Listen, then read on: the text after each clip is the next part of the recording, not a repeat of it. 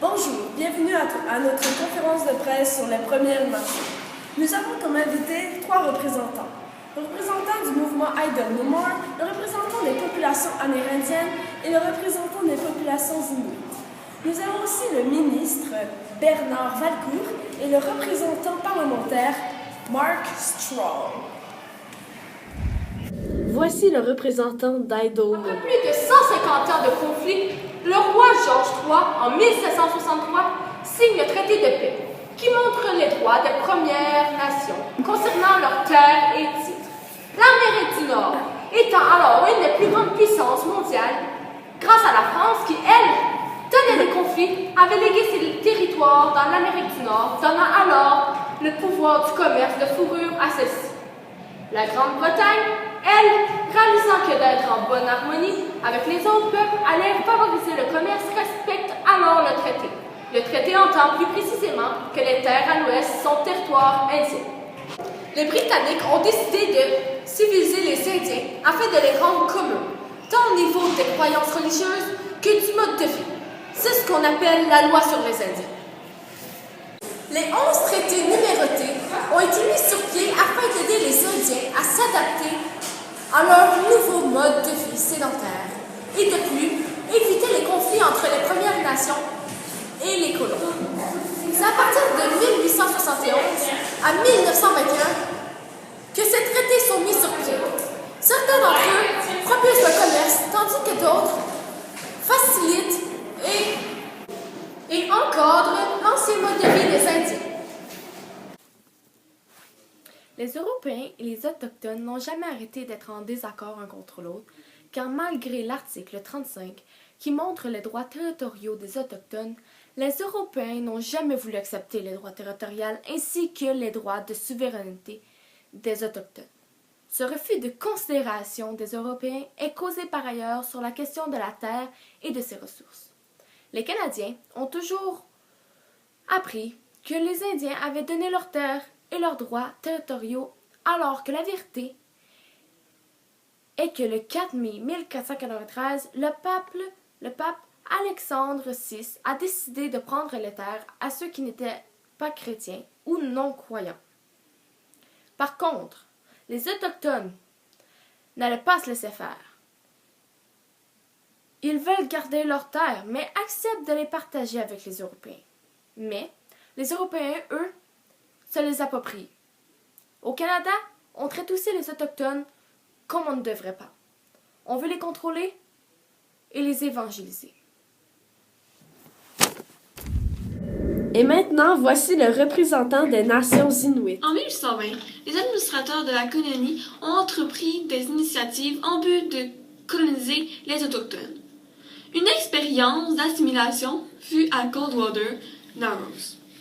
Un groupe d'Anishinaabe a été incité à y s'établir, à adopter le christianisme, d'abandonner la chasse et la pêche.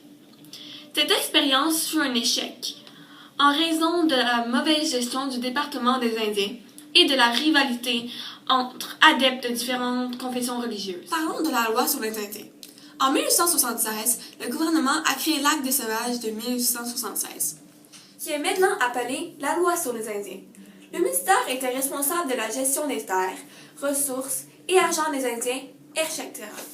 La couronne devait s'occuper des Premières Nations en agissant comme tuteur. En 1880, la loi a interdit aux Autochtones leur mode de vie traditionnel, les cérémonies spirituelles et religieuses, comme la danse du soleil. Selon une modification de 1880, tout ancien obtenant une grade universitaire était émancipé.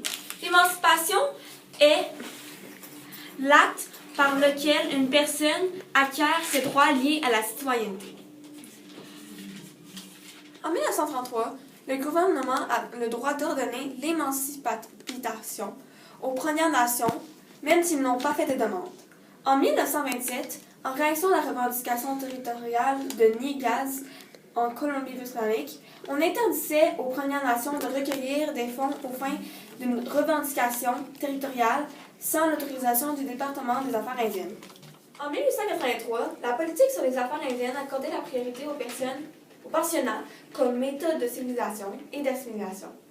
Les écoles devaient forcer ces enfants à renoncer à leur langue, leur tenue, religion et leur mode de vie traditionnel. De 1857 à 1996, plus de 150 000 enfants autochtones ont fréquenté les pensionnats. C'était pénible pour eux. Ils se faisaient battre et violer par les surveillants. Et maintenant, voici le représentant des Nations amérindiennes. Création des réserves. 50 ans après la première cession de terre, les colons étaient plus nombreux que les Premières Nations. Les colons commencèrent à exercer des pressions sur l'administration de la colonie pour avoir des terres qui appartenaient aux Premières Nations car elles croissaient vite. Les Premières Nations étaient des obstacles aux Britanniques. Autrefois des alliés, les Autochtones étaient maintenant des personnes à charge. Vers 1830, de plus en plus de terres étaient cédées aux colonies. Dans plusieurs des cas, des traités de cession ne permettaient pas la création de réserves. Ils ont donc perdu beaucoup de territoires et l'accès à leur territoire de chasse. En 1836, c'était la signature du traité négocié par Sir François Bonhead pour éloigner les Premières Nations des aspects nocifs de la société pour s'installer sur l'île Maurice. Mais peu d'entre eux en sont allés. La plupart sont restés dans les terres des missions religieuses ou des petites parcelles de traités, ou d'autres qui sont allés sur les terres de la couronne, mais ils vivront dans la pauvreté. Dans les régions du Nord, les traités furent un modèle pour les futurs traités des Premières Nations. Ils ont cédé à la couronne leurs terres et leurs droits en échange des réserves et de la conservation de leurs droits de chasse et pêche. Civiliser les Indiens était un élément central durant plus de 150 ans. Une des premières lois à propos était la loi sur la protection des terres de la couronne. C'était une loi cherchant à encourager la colonisation à un rythme plus rapide. Elle désignait les terres indiennes à ce que des terres publiques devaient être protégées par la couronne, ainsi que plusieurs autres lois visant à ce que les Indiens renoncent à leur mode de vie traditionnel et optent pour un mode de vie plus civilisé. En 1860, la loi sur les terres indiennes a produit un changement radical qui permettait à la couronne de se désister de ses responsabilités envers ses alliés. Toutefois, elle a été confiée au gouvernement fédéral. En 1869, ils achetèrent la terre de Rupert, qui fait que le gouvernement de Dominion est responsable des Premières Nations. Les politiques relatives à la Colombie-Britannique. En 1849, le CBH a colonisé l'île de Vancouver. James Dulgas, cependant, commandant de la CBH, conclut les traités avec les tribus de cet endroit. En vertu de ces derniers, les Premières Nations durent céder plusieurs terres nécessaires à la colonie, autour des postes de traite de la CBH. Ils votèrent pour l'entrée de la Colombie-Britannique au sein de la Confédération. Maintenant, voici le représentant parlementaire Mark Straw. L'ONU dépêche un envoyé au Canada. Il s'appelle James Anaya. C'est un professeur de droit. Il va vivre avec les Autochtones pendant 9 jours pour avoir des renseignements de première main sur la situation des peuples autochtones du Canada. Son rôle est faire la promotion des lois et politiques soutenant les communautés autochtones à travers le monde et étudier leurs conditions de vie et soumettre des rapports et recommandations. Il n'a aucun pouvoir contraignant. Il dénonce ces situations inacceptables. Il embarrasse les gouvernements auprès de la communauté internationale. Les enjeux susceptibles d'être abordés sont l'exploitation des ressources naturelles sur les terres autochtones. I Don't Know More, portrait et revendication. C'est un phénomène actuel. C'est un mouvement de contestation qui acquiert de la force, en partie par les réseaux sociaux.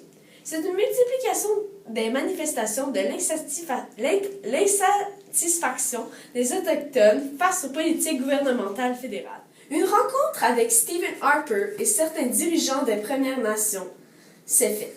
Les actions et les revendications du groupe I Don't Know More défraient la chronique. La signification de I Don't Know More, c'est fin d'une certaine passivité, volonté de se mobiliser pour agir. Fini l'apathie. Ce que I Don't Know More dénonce, la loi de 2012 sur l'emploi et la croissance et la loi sur l'emploi, la croissance et la prospérité durable. Il dénonce la pauvreté, le niveau de suicide élevé, le meurtre des femmes, la pénurie d'eau potable, le pillage des terres par certaines grandes compagnies, tout ça chez les Amérindiens. La jeunesse du mouvement. I Don't Know More, c'est un mouvement jeune. Il a cru rapidement. Il a commencé il y a 1 an à l'instigation de 4 femmes de la Saskatchewan au moment du dépôt du projet de la loi Omnibus C-45 par le gouvernement fédéral. Ces 4 femmes ont organisé des marches et des rassemblements pour protester contre les modifications à la loi sur les Indiens et à la loi sur la protection des eaux navigables. Les participants de I Don't Know More. c'est les Autochtones, les Premières Nations, les Métis et les Inuits. Mais ils ont attiré des sympathisants non autochtones qui les appuient et participent à leurs revendications. Ils ont partagé leur message à l'aide des réseaux sociaux. Au Québec, l'essor du mouvement est plus lent à cause de la barrière linguistique. I Don't Know More a reçu l'appui de certains politiciens. Leurs protestations, c'est des moyens pacifiques, des marches, des perturbations du trafic ferroviaire, des danses dans la rue. Le mouvement s'internationalise. Le chef Spence a même fait une grève de la faim. Elle ne prenait que de l'eau et du bouillon de poisson et du thé. Lorsqu'elle a arrêté, le Parti libéral et le nouveau Parti démocratique du Canada ont accepté de travailler à faire respecter les droits autochtones. Maintenant, voici le ministre Bernard Valcourt. Premièrement, les familles autochtones sont beaucoup plus nombreuses que celles de l'ensemble du Québec. Il y a 4 fois plus de familles de 5 personnes et plus chez les Autochtones que dans le reste du Québec. En plus, ceux-ci ne sont pas très éduqués. En fait, seulement que 50% des Autochtones ont été à l'école pendant plus de 9 ans, contrairement à près de 75% chez les Québécois. Et c'est encore pire pour l'université, puisque 5% l'ont fréquenté. Aussi, le taux de chômage est plus élevé chez les Autochtones. Environ 1/3 des hommes et 1/4 des femmes sont au chômage. Dans l'ensemble du Québec, seulement que 12 et 14% pour les hommes et les femmes sont sur le chômage. Finalement, les gens du Québec font en moyenne 16 792 $ par année et les Autochtones ont un revenu d'environ 10 500 $ annuellement. Bien autre chose différencie la vie d'un Amérindien en vivant sur une réserve et celle d'un citoyen à l'intérieur d'une municipalité. Par exemple, une chose de positive est que les Autochtones ne peuvent pas se faire saisir leurs biens et ne payent pas de taxes. Par contre, ils n'ont pas le droit d'obtenir une carte de crédit et la propriété ne leur appartient pas complètement. Même les biens des enfants mineurs peuvent être administrés par le gouvernement. Pour enrayer les injustices entre les Autochtones et les Québécois, nous allons laisser plus de droits aux gens vivant sur les réserves.